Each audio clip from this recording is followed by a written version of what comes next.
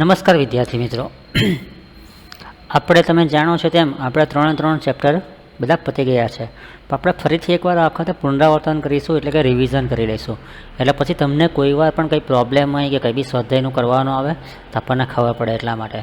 તો આપણે પ્રકરણ 1માં શરૂઆત કરીશું આજે ફરીથી. તો એમાં સૌ પ્રથમ આપણે જોઈએ કે પહેલાં જે તમને આપેલું છે કોમ્પ્યુટર શું છે. આપણે એકદમ શાંતિથી તમે જરાક જોઈ લેજો, બરાબર. આપણે પિક્ચરમાં જોઈને આપણને તો ખબર પડે જ છે કે ભાઈ આ મોનિટર છે, આ CPU છે, કીબોર્ડ છે, માઉસ છે, પ્રિન્ટર છે, અહીંયા સ્પીકર છે. તો આ બધું શું છે? કોમ્પ્યુટર અને બાકીના તેના બધા ભાગો આપેલા છે, બરાબર છે. હવે કોમ્પ્યુટર શું છે એની એકદમ સામાન્ય વ્યાખ્યા જોઈએ આપણે તો કોમ્પ્યુટર એક યંત્ર છે. તો કોમ્પ્યુટર શાના માટે કામ લાગે? તો ભાઈ લેખન કરવા એટલે કે લખવા માટે, ચિત્રકામ, ગણતરી કરવા માટે, રમતો રમવા, ગેમ્સ રમવા માટે, તમને ખબર જ છે.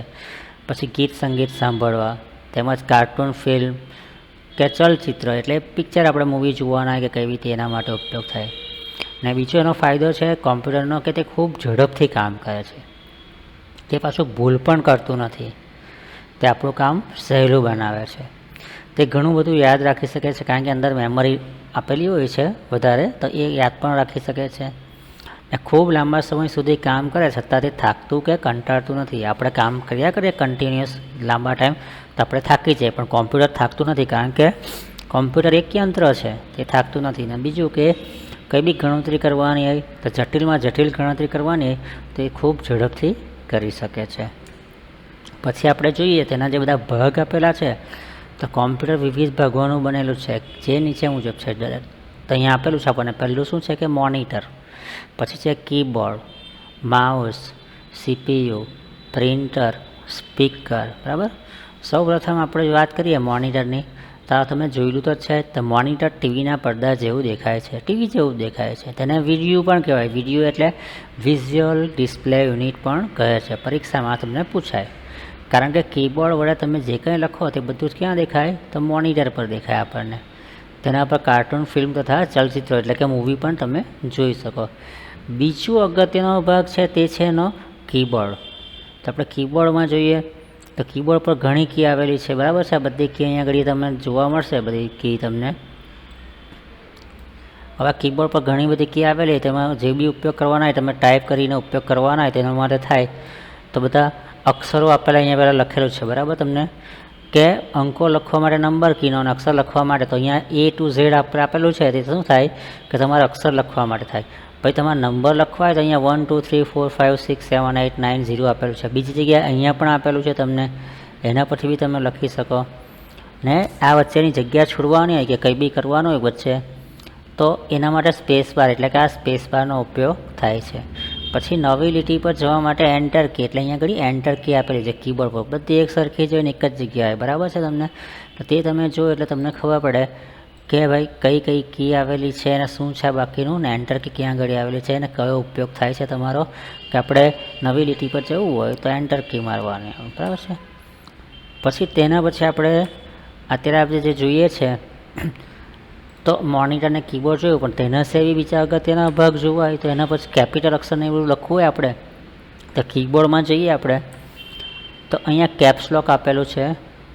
તે બટન પર આપણે ક્લિક કરીને ચાલુ કરી દઈએ બટન એકવાર, તો પછી આપણે કેપિટલમાં બધું લખવાનું મળે. બીજું જો કેપિટલનો એક જ અક્ષર કેપિટલ લખવો હોય તો અહીંયા આગળ આપણને શિફ્ટ કી આપેલી છે.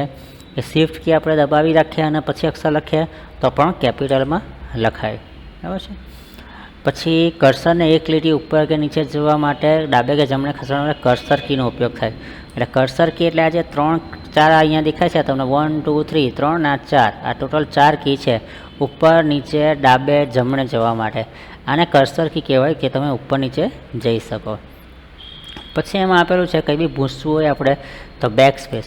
બેક સ્પેસની વાત કરીએ તો અહીંયા આગળ કી આપેલી છે, અને બેક સ્પેસ કી કહેવાય. તે કરો તો તમારી ડાબી બાજુનું લખાણ હોય તો તમને ભૂસી આપે. ત્યાર પછી બીજું આપેલું છે ડિલીટ કી. કંઈ બી આપણે કાઢી નાખવું હોય તો તેના માટે, બરાબર છે. તો ડિલીટ કી છે, મેં તમને પેલું બેક સ્પેસનું કીધું એટલે તમે બેક મારો એટલે ડાબી સાઈડે જશે, ભૂસાશે. પણ જ્યારે આ ડિલીટ કીનો ઉપયોગ હોય તો આપણે ડિલીટ કંઈ બી કરવાના છે તો ત્યાં આગળ કર્સર રાખશું અને આપણે જેવું ડિલીટ બટન દબાવશું તો જમણી બાજુના અક્ષરને પૂછશે. બેકસ્પેસ કેવું કરશે, ડાબી બાજુ આખું રિવર્સમાં જશે. ત્યાર પછી છે માઉસ. માઉસ પર 2 કે 3 બટન હોય છે, તમે જોઈ શકો છો. એક બટન અહીંયા આપેલું છે, બીજું બટન અહીંયા આપેલું છે, અને વચ્ચે સ્ક્રોલ બાર કહેવાય તેનાથી, બરાબર. ને માઉસ પેડ પર રાખીને માઉસને સરકવામાં આવે. અને માઉસને પકડવાની પણ રીત છે, તમને અહીંયા પિક્ચરમાં દેખાય છે કે તમારી આંગળી કઈ રીતે રહેવી જોઈએ, બરાબર. તમારી પહેલી આંગળી ડાબા બટન પર રહેવી જોઈએ, બીજી આંગળી જમણા બટન પર રહેવી જોઈએ, ને બંને બાજુથી માઉસને આપણે પકડીએ. પછી માઉસ પોઇન્ટર છે, તો સ્ક્રીન પર કોઈ ચોક્કસ જગ્યાનો નિર્દેશ કરવા માટે માઉસનો ઉપયોગ થાય છે. અત્યારે તમારા સ્ક્રીન પર જે એરો ફરે છે અત્યારે, તો હું તમને બતાવું કે ભાઈ માઉસ પોઇન્ટર તો હું એક જ જગ્યાએ લઈ જાઉં છું, બરાબર. તે રીતે માઉસ પોઇન્ટરનો ઉપયોગ થાય છે, બરાબર. પછી માઉસ પેડ પર માઉસને સરકાવો, સ્ક્રીન પર એક નાનો એરો દેખાશે. અત્યારે જે આપણે તીર જેવું દેખાય છે, તમને અત્યારે દેખાતું હશે કર્સર, પટ્ટી તમને દેખાશે. તો આ સ્ક્રીન પર અહીંયા આપેલું છે કે કર્સર કેવું દેખાય, તો આ લખેલું છે તેના માટે છે કે આ એરોને માઉસ પોઇન્ટર કહે છે. તમે માઉસને ઉપર નીચે ડાબે કે જમણે ખસેડો તે પ્રમાણે માઉસ પોઇન્ટર પર સ્ક્રીન પર ખસતું જશે. અત્યારે હું છે ઉપરથી નીચે આવું, ડાબી સાઈડે જાઉં, જમણી સાઈડે જાઉં, પાછો ઉપર જાઉં, તે માઉસથી થાય. હવે માઉસની બાકીની જે ક્રિયા છે, તો માઉસને યોગ્ય રીતે પકડો. પહેલાં તો તમારી પહેલી આંગળી માઉસના ડાબા બટન પર છે, માઉસના ડાબા બટનને દબાવીને તરત છોડી દો. આ ક્રિયાને ક્લિક કરવું કહે છે. આપણે કંઈ પ્રોગ્રામ પર કંઈકમાં હોય તો ક્લિક કરીએ ખાલી એક વાર. સ્ક્રીન પરની કોઈ વસ્તુને પસંદ કરવી હોય તો તેનો ઉપયોગ થાય છે. પછી છે ડબલ ક્લિક. પ્રોગ્રામ કંઈ ચાલુ કરવો હોય તો 2 વાર આપણે માઉસના ડાબા બટનને 2 વાર દબાવીને તરત છોડી દેવું, એટલે તેનો ઉપયોગ પ્રોગ્રામ ખોલવા માટે થાય છે, એટલે એને ડબલ ક્લિક કહેવાય છે.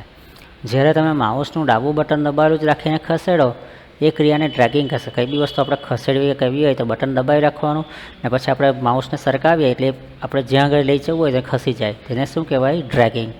પછી પેઇન્ટમાં ચિત્રકામ કરવા માટે તથા રંગ પૂરવા માટે ડ્રેગિંગનો ઉપયોગ થાય છે. પછી તમને પિક્ચરમાં અહીંયા જોઈ શકો છો, અહીંયા આપેલું છે તે CPU છે, બરાબર. CPU કોમ્પ્યુટરનો સૌથી મહત્ત્વનો ભાગ છે. કેમ કે એ કોમ્પ્યુટર ચલાવે છે, બરાબર, એટલે તેને કોમ્પ્યુટરનું મગજ પણ કહે છે. હવે પછી આપણે જોઈએ તો અહીંયા આગળ પ્રિન્ટર આપેલું છે, બરાબર. તો પ્રિન્ટરનો ઉપયોગ કેવો, આપણે જે બી આપણને માહિતી મળે તો આપણે તો પહેલાં ક્યાં જોઈએ, મોનિટર પર જોતા હતા, પણ ત્યાર પછી પ્રિન્ટર પર આપણે કંઈ છાપીને કાઢવું હોય તેના માટે પ્રિન્ટરનો ઉપયોગ થાય, બરાબર. એટલે કે કાગળ પર છાપવા માટે પ્રિન્ટરનો ઉપયોગ થાય છે. કીબોર્ડ દ્વારા તમે જે કંઈ ટાઈપ કરો તે બધું ક્યાં આવે, તો પ્રિન્ટર એટલે મોનિટર પર દેખાય, પછી ટાઈપ કરો, પછી પ્રિન્ટર છાપી આપે આપણને જો જરૂર હોય તો. એ ચિત્રો પણ છાપે છે. એમાં અલગ અલગ પ્રિન્ટર આવશે, તમને પછી ભણવાનું આવશે એના માટે. પછી આવીએ તો સ્પીકરની વાત કરીએ. અહીંયા પિક્ચરમાં તમને સ્પીકર દેખાય જ છે, તો સંગીત સાંભળવા માટે સ્પીકરનો ઉપયોગ થાય છે, બરાબર છે. આપણે જે ભાઈ મ્યુઝિક જોતા હોય, મ્યુઝિક સાંભળવું હોય તે છે, ભાઈ પિક્ચર જોતા હોય તો બી આપણને સ્પીકરની જરૂર પડે. બધા જાતના સ્પીકર માર્કેટમાં મળે, પણ અત્યારે આ તમને ફોટામાં અહીંયા આગળ સ્પીકર બતાવેલું છે, એટલે જરૂરી નથી કે એવા સ્પીકર આવે, ઘણા બધા અલગ અલગ સ્પીકર આવે, અને જેવી આપણી જરૂરિયાત તેવા સ્પીકર આપણે કોમ્પ્યુટર સાથે જોઈન કરી શકીએ, બરાબર. તો આ પહેલા પ્રકરણમાં આટલી વસ્તુ છે કે આપણે પહેલાં કંઈ પણ વસ્તુ મેં તમને કીધું કે કોમ્પ્યુટર શું છે તે તમે જાણી લીધું, એનું કાર્ય ઝડપથી કામ કરે છે, ગણતરી સારી કરી શકે, થાકતું નથી, બરાબર છે. ને કોમ્પ્યુટરના બધા જુદા જુદા ભાગો તમે જોઈ શક્યા, અહીંયા આગળ દેખાય છે તમને તે પ્રમાણે. ત્યાર પછી આપણે મોનિટર, કીબોર્ડ, પછી આ માઉસ, ને માઉસને કઈ રીતે પકડવું તેની વાત કરી.